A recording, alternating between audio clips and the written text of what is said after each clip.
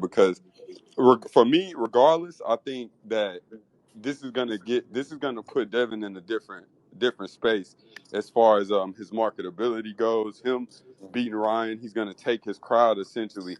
But I also feel like that's been garnering a lot of hate. You got guys like Richardson, Hitchens, and Shakur Stevenson. I believe to a degree, and it's smart. You know, Devin is climbing. It's smart to attach themselves to him and let it be known they want that fight. Do you think they really or and I want to ask you directly, has Shakur done anything to make real negotiations possible with you? Because I remember him saying on an interview that he DM'd you and Dev both, or I don't know, one of y'all after his last 130 fight, and to tell y'all he didn't really want to fight. So I wanted you to address that situation too. Has Shakur did anything outside of the initial 25% and the ring call out to try to make a fight with you guys besides, Uh, no, his social media? absolutely, no, absolutely not. I tend to just say it's been more bad business dealing with him than it's been business at all.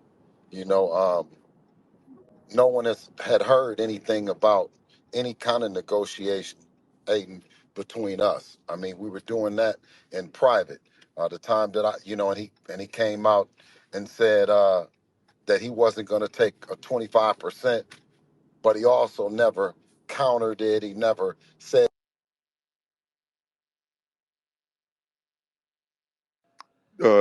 Bill, you if kind of cut we out. put a realistic number. Yeah, we put a real number on the table, which was the number that we went across to Australia for, right? We signed a deal with Top Rank, knowing that to become undisputed, quote unquote, you had to do what it took.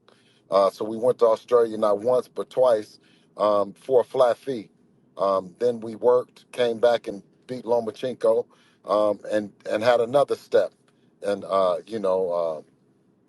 being able to negotiate from an undisputed standpoint, because we had to also defend the belts. We heard that everybody was talking about Shakur Stevenson, and Shakur Stevenson was talking about that he wanted Devin Haney and this and that, and he sent over some bottles. Excuse me, he sent over a bottle uh, and saying sign a contract when there was no contract, there was no negotiating that was going on. So I approached the top ranked brass and executives. And I said, well, what's going on with this Shakur fight? Because it's heavy in the media. Shakur is up to some antics and stuff. So what's happening? They called Shakur up.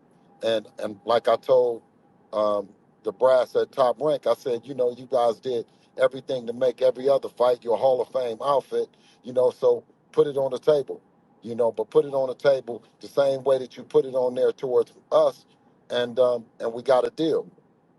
Of course, it was put on the table for Shakur to take the flat fee. He didn't want to take that what Devin took to go to Australia, even though he would have only had one fight to do it. So we came back and we offered him more money than Devin took for the one fight, and he didn't take that. He was consistent from the very beginning that he wanted 50-50 in the revenue. He wanted to split 50-50 as a challenger, as someone that hadn't did anything in the 135-pound division, but we wanted to honor the people, because the people put the bullseye on his back. The people made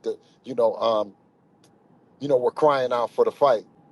So I negotiated two or three times, going back and forth with him until he never came back with anything other than 50-50, and he maintained that even in the press and even going to the WBC to demand the fight for 50-50, when I explained to him and I explained to everyone that could listen that that was for only one belt, that we were negotiating a fight that involved all the belts, something that hadn't been done ever in the history, where you had an opportunity to have four belts in the lightweight division.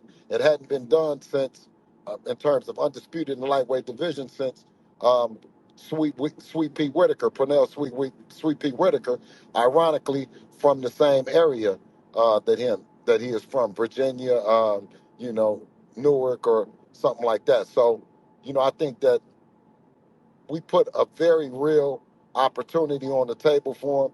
I negotiated in good faith. He came back and spit on me once again after secretly recording me.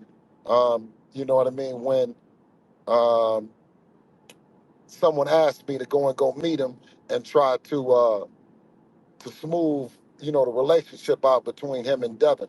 And I did that, and he spit on me. So he spit on me once, you know what I mean? Shame on you. But you spit on me twice, then shame on me. And I don't plan on being spit on again. No, I feel like for sure, especially if you believe like it's a breach of privacy.